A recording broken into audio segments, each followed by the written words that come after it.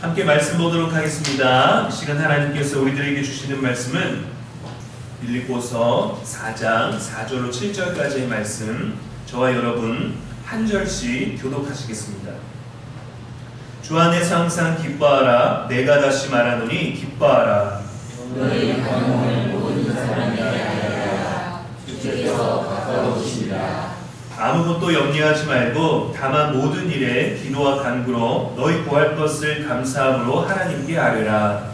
그리하면 모든 지각에 뛰어난 하나님의 평강이 그리스도 예수 안에서 너희 마음과 생각을 지키시라. 아멘. 이것은 살아계신 우리 하나님의 말씀입니다. 오늘도 주의 전에 나오신 여러분 모두의 발걸음을 하나님께서 복되게 하시고 형통케 하시고, 무엇보다 우리가 기대하는 것보다 하나님이 우리와 함께 하신다는 것이 여러분들에게 가장 큰 자산이고 가장 큰 축복이고 가장 큰 행복과 능력이 되기를 주님의 이름으로 축복합니다.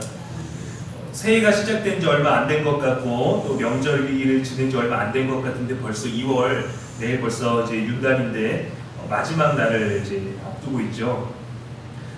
매일매일 신앙생활하고 매일매일 예배를 드리시면서 여러분들의 삶에 변화가 있었으면 좋겠어요. 여러분 내면 안에 나는 지금 교회를 열심히 다니고 있다, 나는 신앙생활 열심히 하고 있다 라는 자신 스스로의 어떤 격려보다 나는 그리스도와 지금 가까워지고 있다, 내 성품이 변하고 있다, 주님께 가까워지니까 주님이 나를 변화시키고 계신다라는 것을 여러분 삶에서 경험하게 되기를 축복합니다. 그러면요, 여러분 가장 가까운 사람이 먼저 알아요. 가장 가까운 여러분들의 가족, 여러분 가장 가까이 일하시는 분들이 먼저 여러분의 변화를 압니다.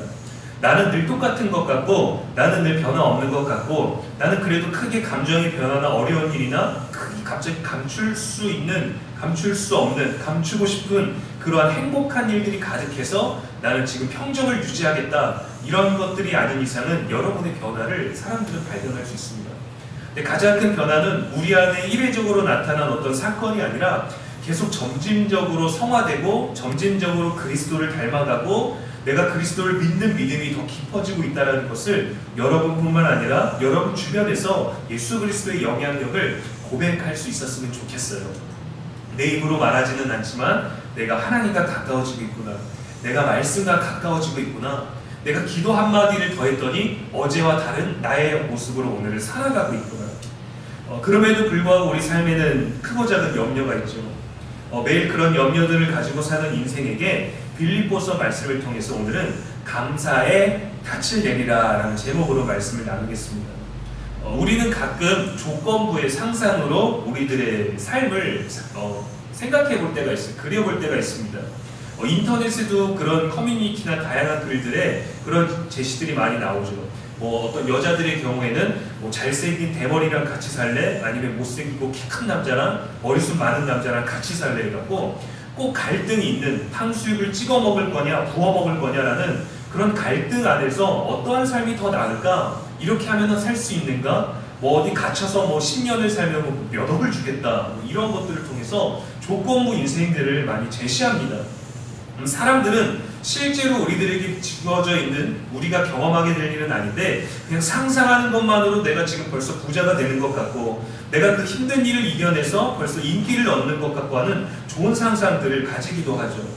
내가 부자였다면 조금 더 신앙생활을 잘할 수 있을 텐데, 조금 더 친절할 수 있을 텐데, 내가 더 날씬하고 예뻤다면 더 멋진 삶을, 좋은 삶을 살 수 있었을 텐데, 내가 지금보다 조금 더 좋은 환경에서 자랐다면 나는 조금 더 행복하고 더 건강하고 내가 원하는 일들을 다 이룰 수 있었을 텐데, 가끔 이러한 상상을 하면서 기대를 갖고 희망 고문을 할 때도 있습니다. 근데 동시에 이런 지금의 삶보다 더 나은 삶들을 상상하고 가까워지길 원하는 마음으로 기억하고 또 우리의 머릿속으로 그려내면서 우리는 반대로 삶의 부정적인 요소들을 가까이 하면서 아쉬움을 느끼게 될 때가 많아요. 다른 사람들도 그렇게 살고 있고 나도 이렇게 살고 싶은데, 나도 이러한 삶을 살았으면 이렇게 할 텐데, 구체적인 행동들, 구체적인 어떤 구매들, 구체적으로 우리가 누리게 되는 일상들을 생각하면서 좋은 것들을 꿈꾸고 싶어 하지만 반면에 현실에서 이루어지지 않는 아쉬움들을 더욱더 가까이 하게 되는 것이 우리들의 연약한 마음입니다. 좋은 삶과 좋지 않은 삶은 어떻게 구분될까요? 그 삶은 그 삶을 살아가고 있는 바로 자기 자신이 내가 살고 있는 이 일상을 어떻게 말하느냐에 달려있어요. 남이 너는 그렇게 살면 안 돼, 넌 참 행복하겠다, 넌 참 불행하겠다라고 우리는 누군가에 대해서 어떤 한 부분에 대해서 평가하고 말하기도 하지만 그 삶이 자기 스스로의 삶에 만족하지 못하면 그 어느 누구도 만족한 삶을 살 수 없습니다. 저는 참 가난한 어린 시절을 보냈었는데 신기하게도 주변에 부잣집 친구들이 많았어요. 그 친구 집에도 놀러 가보고 그 친구들이 타고 다니고 그 친구들이 집에서부터 대우받고 있는 것들을 보면서 야, 넌 참 행복하겠다 라고 그런 말들을 하면 다 집을 나가고 싶다라는 얘기를, 배부른 얘기들을 하는 거예요. 그들은 만족하지 못한 거죠. 저도 제 삶이 가난해서 친구들과는 너무도 다른, 저 친구들은 저런 것도 먹고 저런 것도 있는데 우리 집에는 아무것도 없다라는 것들을 발견하게 되면서 제 삶에도 만족하지 못했던 부분들이 있었겠죠. 남이 말하는 것, 남과 비교하는 것 말고 내 삶에 나 스스로가 자족한다면 누가 봐도 부족한 삶일 수 있습니다. 그러나 우리는 만족할 수 있어요. 여기에 가장 좋은 만족을 느낄 수 있는 것이 뭐냐면 여러분, 감사입니다. 감사한 일이 생겨서 감사를 고백하는 게 아니라 감사를 말하면 그러한 태도를 가지고 우리들에게 주어져 있는 삶에 정말 감사한 삶을 살아갈 수 있다는 거예요. 성경은 그것을 우리들에게 얘기를 해줍니다. 지나와 보니까 지금 겪으라면 못할 것 같은데 지나와 보니까 그때는 참 감사했던 신혼 시절이 있었습니다. 제가 신혼 때 성남에 있는 이제 언덕 끝에 꼭대기에 있는 이제 30년 넘은 이제 구평 아파트에 살았었어요. 가진 것도 없었고 그때는 이제 군성교를 하고 있었습니다. 그래서 어떻게 이제 찾아가서 아니면 개인적으로 연락을 통해서 생계비를 도움을 받고 그렇게 사역을 하고 있었어요. 일주일에 2번 정도 이제 군부대에 들어가서 이제 과일을 사 먹을 형편도 안 돼서 과일을 먹고 싶으면 이제 엄마에게 찾아갔던 시절이었습니다. 차도 없어서 교회를 갈 때, 군부대를 가야 될 때는 저 남양주를 지나가지고 이제 전방에 있는 가까운 부대까지 갔는데 대중교통으로 이제 한 번 갈 때 4시간, 5시간 걸리니까 이제 아버지 차를 빌려다 타고 다시 가져다 놓고 집으로 오거나 아는 분께서 사무실 차량을 어쩌다가 빌려주셔서 그것을 타고 다녔었습니다. 뭐 대출을 받을 수도 없었어요. 제가 이제 종교인이다 보니까 그때 이제 무직으로 처리가 돼갖고 은행에 가서 대출을 받고 싶습니다 라고 했더니 직업이 어떻게 되세요? 그래서 네, 목회자입니다. 그랬더니 백수시네요 라고 하면서 이렇게 무시하는 말투로 쳐다보는데 참 상심이 되더라고요. 그래서 저희는 더 좋은 집을 갖고 싶고 좋은 차를 갖고 싶고 했었지만 저희들 형편에 맞게 그렇게 저는 일단은 좋은 집에서 살고 싶은 것도 좋은 조건, 감사할 조건이 될 수도 있었겠지만 제가 살고자 하는 것은 제 아내랑 함께 있는 것이었기 때문에 아내가 있다는 그 자체가 너무 감사했습니다. 아내도 저와 있는 것이 감사했겠죠. 감사했겠죠. 그러나 저희들이 여유 있는 형편은 결코 아니었어요. 그 당시에도 많은 신혼부부들이 좋은 차, 좋은 집, 좋은 조건에서 시작하고 싶어서 많은 사람들이 대출을 받고 도움을 받고 그렇게 살아갔죠. 그런데 저는 대출도 받을 수 없었기 때문에 부모님의 도움으로 받아서 이제 작은 고평집에 살림을 집어넣고 또 장인 장모님께서 많은 도움을 주셔서 어느 정도 먹고 살 수 있는, 유지할 수 있는 형편으로 버티고 있었습니다. 그런데 행복했어요. 그 신혼 시절이었고 아무것도 없었고 밥 한 끼를 안 먹고 이제 집에 에어컨도 없고 하니까 날씨가 너무 더울 때에는 카페에 가서 커피 한 잔을 같이 시켜놓고 2잔도 살 수가 없으니까 그 카페에서 커피 한 잔을 시켜놓고 한 4시간 정도를 책을 읽고 공부를 하고 들어왔습니다. 밤이 되면은 이제 언덕 끝에 있다 보니까 낮에는 덥고 밤에는 선선하니까 저녁쯤 되면은 슬슬 올라와서 저녁을 먹고 이제 아내랑 이제 저녁에 시간을 보내고 이제 편안하게 잤었어요. 그리고 있다가 이제 부대를 가는데 부대를 왔다 갔다 할 때 톨비도 많이 들고 또 기름값도 많이 들고 이런 것들이 너무 부담이 되니까 군부대에서 운영하는 회관이 있었습니다. 거기에는 이제 뭐 대령들, 사령관들, 이제 지휘관들이 머무는 곳이었는데 거기에 있는 대대장님께서 배려를 해주셔서 저도 묵을 수 있었어요. 10,000원만 내면 2명이서 잠을 잘 수 있고 3,000원을 내면 아침에 된장찌개를 제공해 줄 만큼 좋은 시설인데 군인 시설이 좋으면 여러분 얼마나 좋겠어요. 저는 군부대를 다녀왔기 때문에 그 간부들이 이용하는 시설을 들어갔는데 너무 좋다라고 생각했는데 제 아내는 정말 잘 귀하게 자랐거든요. 근데 아무것도 없는 벌레가 기어다니고 있는 군부대 시설에 깨끗한 벽지도 아니고 막 이상한 무당 나올 것 같은 무당집에나 이제 있을 법한 막 빨갛고 휘황찬란한 벽지로 되어 있고, 막 자다가 그 벽을 깨고 이게 뭐지 하고 군대면 막 벽지가 막 찢어지고, 화장실 가면 막 거미들이 기어다니고 그런 곳이었습니다. 근데 어느 날은 토요일날 거기서 이제 잠을 자고 있는데 배가 너무 고팠어요. 배가 너무 고팠는데 다음날 아침에 3,000원짜리 된장찌개만 먹을 수 있었고, 저녁에는 어디 가서 먹을 수 있는 조건이 안 됐습니다. 편의점도 없었고 아무것도 없었죠. 근데 갑자기 아내랑 제가 동시에 초밥이 먹고 싶은 거예요. 근데 초밥은 그 당시에 너무 비싸서 저희들에게는 한 번도 사 먹을 수 없었던 메뉴였습니다. 아주 고가의 메뉴였죠. 그래서 아내랑 그 이상한 벽지 색깔을 바라보면서, 야, 이 벽지 색깔이 참치 뱃살 같다 해갖고 이거는 참치 뱃살이 하면서 벽지를 손으로 떼다가 가장 큰 부위를 자기한테 줄게 하면서 먹어봐 하고 애들이 소꿉놀이 하는 것처럼 맛있다 하면서 이렇게 먹고 놀았던 시절이 있었어요. 군성교도 참 어려웠고 저희 형편도 안 됐었고 뭔가를 사 먹을 수 있는 것도 없었고 어느 날은 또 밥을 굶어야만 했었고, 또 하지만 둘이 있어서 행복했었고 감사했던 시절들이 있었죠. 사역을 해야 됐었고 또 아내는 저를 돕기 위해서 남자들 가득하고 땀 냄새 가득한 그 훈련소 예배장에 늘 들어가서 반주로 섬겨줬습니다. 그렇게 먹는 신용을 하면서 그 숙소의 방이 배정만 되면은 참치 뱃살만 보이는 거예요. 야, 우리 참치 뱃살 방에 가장 비싼 방이 들어왔다. 여전히 늘 배가 고프고 그렇게 헝그리 정신으로 사역을 했지만 그때는 너무 행복했었습니다. 근데 지금 하라 그러면 절대 못할 것 같아요. 지금도 다시 군사역을 할 수 있겠습니까? 못할 것 같아요. 그때 다시 돌아가면 견딜 수 있겠습니까? 못할 것 같아요. 왜냐하면 생계가 더 이상 유지가 될 수 없어서 이제 군사역을 3년 정도 하다가 장인 장모님께서도 도움을 주시다가 더 이상은 도움을 줄 수 있는 형편이 안 되셔서 저희가 이제 대전으로 이제 또 다시 내려가게 됐는데, 그때 사실 아이가, 첫째 아이가 저희 가모가 태어났습니다. 그래서 아이도 저희랑 함께 굶었던 적들이 몇 번 있긴 했는데, 그때는 행복했지만 아이가 둘이 되고 아이들이 커가니까 그 시절로 돌아가면 과연 우리가 감사할 수 있을까? 과연 그 시절에 우리가 벽지 참치뱃살이라고 하면서 아이도 그렇게 먹는 신용으로 하면서 과연 할 수 있을까? 절대 할 수는 없을 것 같은데 그때 그 시절을 생각하니까 너무 감사한 거예요. 그때 그 시절을 지나온 걸 보니까 그때는 정말 굶었고 에어컨도 없었고 차도 없었고 과일도 먹지 못했었는데 감사할 게 왜 그렇게 많았을까? 그런 생각이 들더라고요.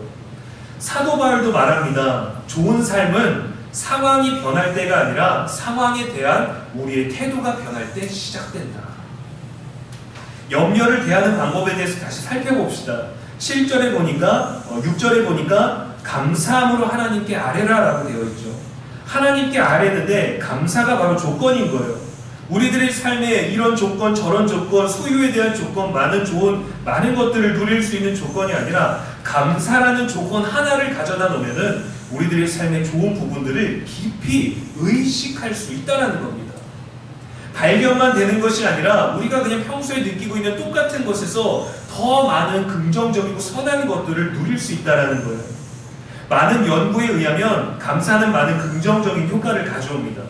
실제로 좋은 일이 생겨서가 아니라 감사하는 태도를 가진 사람은 다르다라는 연구 결과가 있는 거예요. 감사하는 사람보다 많이 공감하고 잘 용서하고 더 잘 기다릴 줄 알고 자신의 인생을 더 긍정적으로 바라보게 해준다고 합니다. 그리고 부정적인 사고와 물질주의적이고 자기중심적인 성향을 덜어준대요. 그런 감사한 사람이 이런 성향들이 덜하답니다. 감사는 또 자존감을 발달시키고 자매의 질을 높여주고 인간관계와 건강한 삶에 도움을 준다는 연구 결과들이 나왔어요. 실제로 감사하는 사람, 감사를 말하는 사람들의 삶의 태도라는 거죠. 염려하는 마음을 가지고 있으면 없는 것을 발견하게 됩니다. 내가 이것 때문에 안 돼. 주님 제게 이것을 주시면 좋겠습니다. 이것을 주면 될 것 같아요. 이것을 주시면 더 열심히 믿어보겠습니다. 반대로 감사하는 마음을 가진 사람은 있는 것을 발견합니다. 주님 제게 이것도 주셔서 감사합니다. 주님 제게 이것이 있어서 만족합니다. 주님 아무것도 안 주셔도 나는 감사합니다. 주님 나는 이미 충분합니다 라는 고백을 할 수 있다는 거죠. 감사하는 마음에는 염려가 끼어들 틈이 없습니다. 감사하는 태도에는 부정적인 마음이 자리 잡을 수 없습니다. 가지지 못한 것에 집중하지 말고 이미 주어진 것에 한번 초점을 맞춰 보십시오. 우리가 더 좋은 사람을 만날 수 있겠죠. 그러나 지금 만나고 있는 사람도 우리들에게 좋은 사람입니다. 우리가 좋은 사람이 되면 나쁜 사람을 만나도 우리는 그에게 좋은 친절을 베풀 수 있는 거예요. 더 좋은 자녀를 원하십니까? 더 좋은 남편, 더 좋은 아내가 있었으면 행복할까요? 더 훌륭하고 물려줄 게 많은 부모가 있으면 우리들의 삶의 질이 더 올라갈까요? 그렇지 않다는 거죠. 감사한 사람은 나에게 있는 것으로 상대방을 좋은 사람이 되게 합니다. 감사하는 사람은 상대방에게 좋은 것을 발견하는 사람이 아니라 좋은 것을 주고 싶어하는 사람이에요. 감사하는 사람은 이미 주어진 것에 자족할 줄 아는 사람이고, 사도 바울이 그러했습니다. 빌립보서 4장 11절에서 13절 말씀에 내가 궁핍함으로 말하는 것이 아니니라 어떠한 형편에든지 나는 자족하기를 배웠노라. 내가 비천에 처할 줄도 알고 풍부에 처할 줄도 알아 모든 일 곧 배부름과 배고픔과 풍부와 궁핍에도 처할 줄 아는 일체의 비결을 배웠노라. 내게 능력 주시는 자 안에서 내가 모든 것을 할 수 있느니라. 이렇게 고백했습니다. 우리가 자족할 줄 아는 삶을 사는 비결을 무엇라고 말하고 있냐면 예수 안에 있는 사람이 더 감사할 수 있다는 거죠. 예수 안에 있는 사람은 감사를 뛰어넘어 모든 것을 할 수 있다는 고백을 하고 있어요. 감사하는 삶, 자족하는 삶을 살려면 주님 안에 있어야 한다는 것입니다. 여러분, 지금 바울이 감옥에 갇혀 있는데 감옥에 있는 사람이 무엇으로 자족할 수 있겠어요? 사도 바울은 화려한 옷에 집중하지 않았습니다. 남들보다 좋은 집에 집중하지 않았습니다. 쓰고도 남을 여유 있는 재산에 집중하지 않았어요. 그는 완전히 다른 것에 초점을 맞췄습니다. 그에게는 영생이 있었고 죄사함이 있었고 쇠사슬에 매였지만 영혼의 자유함이 있었고 구원의 확신이 있었고 천국을 누리고 있었습니다. 그래서 천국을 말할 수 있었던 거죠. 내 안에 감사가 없는데 어떻게 남에게 감사를 말할 수 있겠어요? 내 안에 천국의 소망이 없는데 어떻게 믿음과 확신에 대해서 말할 수 있겠어요? 여전히 박해와 공격과 위험한 조건들이 많았지만 그는 염려할 것들보다 그리스도 안에서 누릴 수 있는 것들이 더 많은 그 위대한 가치를 발견한 사람이었습니다. 바울은 예수 그리스도를 아는 일이 삶의 목표였어요. 그가 원하는 것은 내 삶에서 예수 그리스도를 더 많이 알아가는 것뿐이었습니다. 그래서 그는 만족할 수 있었어요. 저와 여러분도 바울처럼 살 수 있습니다. 우리는 좀 더 열심히 좀 더 나아가서 예수님처럼도 살 수 있어요. 왜냐하면 우리는 예수님을 닮아가고 예수님은 우리들에게 내게 와서 배우라고 말씀하셨거든요. 예수님의 능력을 가질 수 없습니다. 예수님처럼 5,000명을 먹일 수 없어요. 예수님처럼 물을 포도주로 바꿀 수 없습니다. 예수님처럼 병든 자를 일으킬 수 없고 예수님처럼 죽은 자를 살릴 수 없고, 그러나 예수의 이름으로 기도하면 이 산이 저 산으로 저기로 옮길 수 있다라고 말씀하셨습니다. 믿음으로 간구하고 기도하면 역사하는 힘이 큼이라고 말씀하셨고, 믿는 자들에게는 이러한 표적이 너희에게 따른다고 말씀하셨죠. 뱀의 손을 집어넣어도 물리지 않을 것이고 해로운 독을 마실지라도 너희가 해를 받지 아니하며 병든 자에게 손을 얹은즉 나으리라. 우리도 할 수 있다고 말씀하신 겁니다. 부정적인 우리의 언어도 감사로 바꿀 수 있습니다. 그리스도 안에 머물면 연약한 우리도 강해집니다. 무지한 우리도 지혜로워집니다. 누구도 그리스도로부터 누리는 자유와 기쁨, 사랑과 능력과 이 감사를 빼앗을 수가 없어요. 왜냐하면 하나님이 우리를 사랑하시기 때문이죠. 로마서 8장 37절에서 39절 말씀에 그러나 이 모든 일에 우리를 사랑하시는 이로 말미암아 우리가 넉넉히 이기느니라. 내가 확신하노니 사망이나 생명이나 천사들이나 권세자들이나 현재일이나 장래일이나 능력이나 높음이나 기쁨이나 다른 어떤 피조물이라도 우리를 우리 주 예수 그리스도 안에 있는 하나님의 사랑에서 끊을 수 없으리라 하였습니다. 주님이 우리를 붙들고 계시기 때문에 우리가 감사한 다음에 그리스도 안에서 만족을 뛰어넘어 자족을 뛰어넘어 다른 사람에게 감사하는 삶을 제공할 수 있다는 것이죠. 그러려면 우리가 먼저 주 안에 머물러야 되고 주 안에서 감사를 고백할 수 있어야 됩니다. 그래도 염려가 있죠. 염려로 여러분 걱정되십니까? 예수님은 염려보다 크십니다. 실패로 두려워하십니까?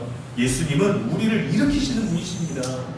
질병이 우리의 감사를 꺾을 수 있겠습니까? 예수님은 죽은 자를 살리셨고 병든 자를 고치셨듯이 우리를 치료하실 거예요.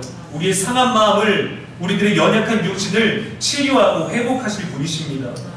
우리가 누군가에게 실망할까봐, 믿음으로 말미암아 낙심할까봐 걱정되십니까? 우리의 계획은, 우리의 소망은 실패할 수 있어도 하나님의 계획에는 실패가 없습니다. 그래서 하나님을 믿어야 되는 거예요. 나를 믿으면 내 안에서 능력을 발견하지만, 내 한계치까지 하지만, 하나님을 믿으면 내가 하지 못하는 것도 할 수 있게 해주신다. 그것이 믿음이거든요. 주 안에 있으면 할 수 없어도 우리는 만족한 자가 되는 것이죠. 그래서 여러분, 먼저 이 감사의 언어를 말하십시오. 집으로 돌아가시면 여러분의 가족에게 감사를 말하십시오. 갑자기 뜬금없이 그래도 감사를 말하십시오. 이게 말씀에 순종하는 것입니다. 여러분의 자녀에게 전화하십시오. 여러분의 부모에게 전화하십시오. 여러분의 친한 친구에게 미안한 누군가가 있다면, 생각나는 이가 있다면 전화하십시오. 고맙다고, 감사하다고, 미안하다고, 여러분이 그리스도 안에서 해야 될 말들, 할 수 있는 그 거룩한 언어를, 거룩한 태도를 가지고 말하십시오. 그것이 우리를 변화시키는 것입니다. 예수 그리스도를 닮아가는 거예요. 그게 우리를 일으키는 거예요. 우리의 가정을 바로 세우는 것입니다. 저는 A형이에요. 제가 좀 깐깐할까요? 아니면 많이 깐깐할까요? 많이 까다롭습니다. 저에게는 생활에 룰이 있어요. 쓰레기를 어떻게 버리고, 어떻게 접고, 분리수거를 어떻게 해야 되고, 언제 정리하고, 설거지하고, 진열을 어떻게 하는지 저의 삶의 패턴들이 있어요. 아이들에게 그런 것들을 또 많이 강요하기도 하죠. 먹었으면 바로 치워라, 환기시켜라, 창문 열어라, 갖다 놔라, 이렇게 접어라, 이 방향에다 놔라, 여기다 놔라. 많이 저는 주변 사람들을 피곤하게 합니다. 근데 그럴 때마다 이 고맙다라는 얘기를 늘 습관적으로 해요. 이거 해줘서 고마워. 야, 대단한 것들을 해줘서 고마워. 이렇게 깐깐한 제 안에 있지만 그 안에서 우리를 변화시키는데, 내가 누군가를 자꾸 바꾸고 내가 더 나은 누군가를 만들기 위한 상대방을 향한 것들이 내게 옵니다. 감사를 말하고, 저는 깐깐했던 사람이고 아이에게 또 아내에게 잔소리를 많이 하죠. 근데 잔소리를 안 할 수 있는 방법은 내가 원하는 방식으로 상대방이 맞춰줬을 때가 아니라 내가 상대방에 대한 배려를 시작했을 때예요. 그때는요, 왜 이거 안 했어? 이거 이렇게 정리하면 안 돼. 아빠가 이렇게 하라고 했잖아. 이렇게 시작하는 게 아니라 그가 한 일이 무엇이든 고마워하고 감사해야 하는 겁니다. 내가 한 것은 미안해하고 상대방이 한 것은 고마워해야 돼요. 근데 이걸 반대로 했죠. 상대방에게 미안한 얘기를 듣기 위해서 지적하고, 저는 감사한 얘기를 듣기 위해서 더 많은 일들을 하고, 스스로를 피곤하게 할 뿐만 아니라 주변 사람도 피곤하게 했던 인간적인 그런 것들이 많이 있었죠. 그러나 그 모든 것들을 버리려면 우리는 주 안에서라는 이 조건부를 가지고 가야 돼요. 감사라는 조건부를 가지고 가야 돼요. 나는 주 안에 있는 사람인데 상대방을 어떻게 대해야 될까? 나는 감사하는 사람인데 상대방에게 어떤 언어로 얘기를 해야 될까? 이 고민들이 우리 안에 있어야 되는 것입니다. 내가 로또 1등 되면 내가 조금 달라질 텐데, 아니요, 우리는 바뀌지 않아요. 로또 1등이 더 되고 싶겠죠. 더 큰 로또 1등이 되고 싶겠죠. 그러나 지금 현재 늘 반복적인 우리들의 그 상태에서 주 안에서 감사의 조건을 붙이면 있는 것을 고마워하게 되고, 없는 것도 감사하게 되고, 지난 것들은 미안해할 수 있는 용기가 우리 안에 생깁니다. 말씀에 순종하십시오. 여러분 성전에 갔을 때, 성전을 떠나실 때 댁으로 가시는 길에 댁에 가셔서 고맙다라는 얘기를 오늘 꼭 하고 주무십시오. 하나님께 말고 사람에게 하십시오. 사랑하는 여러분, 우리가 그리스도 안에서 가진 것은 우리가 가지지 못한 그 무엇보다 항상 훨씬 많습니다. 믿음 안에서 누리는 것이 더 많아요. 여러분의 마음에, 여러분의 일상에 감사의 마음을 가지시고 그 마음에 감사라는 그 땅에 닻을 내리십시오. 때로는 감사하려는 노력에도 불구하고 거친 물살에 흔들릴 때도 있어요. 요동이 치기도 하고, 이랬다가 저랬다가 할 수도 있고, 갈팡질팡할 수도 있고, 흔들립니다. 멀미할 것처럼 어지럽고 스트레스를 받을 수도 있지만, 닻을 감사에 내리면요, 떠내려가지 않아요. 감사 안에 흔들릴 수는 있지만 머물고 떠내려가지 않습니다. 이것이 염려의 폭풍을 견디게 할 것입니다. 모든 일에 감사하십시오. 하나님께 감사할 것이 많을 것입니다. 그러나 하나님은 먼저 눈에 보이는 사람에게 감사하라고 말씀하십니다. 주께서 저와 여러분을 돌보실 것입니다.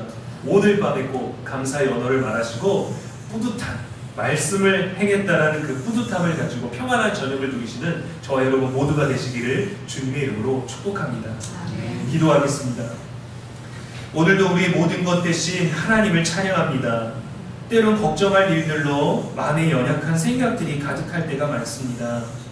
마음이 요동치기도 합니다. 어쩔 줄 모를 때도 있습니다. 불안할 때도 많습니다. 가끔은 없는 것들이, 원하는 것들이 채워지면 더 나은 삶을 살 수 있을 것 같고 더 좋은 신앙생활을 할 수 있을 거라고 생각할 때도 있습니다. 그러나 더 많은 것들이 우리들에게 주어져도 우리의 태도가 바뀌지 않아 아무런 유익이 없었음을 우리는 압니다. 그것을 고백합니다. 회개합니다. 예수 그리스도 안에서 감사하는 인생이 되게 하여 주시옵소서. 하나님의 사랑에서 떠나지 않게 하시고 끊을 수 없는 그 사랑을 기억하며 우리의 구할 것을 감사함으로 하나님께 아뢰는 바울과 같은 감사가 있게 하여 주시옵소서. 바울처럼 자족하는 일체의 비결을 그리스도 안에서 깨닫게 하여 주시옵소서. 우리의 소망이 되시는 예수님의 이름으로 축복하며 기도합니다. 아멘.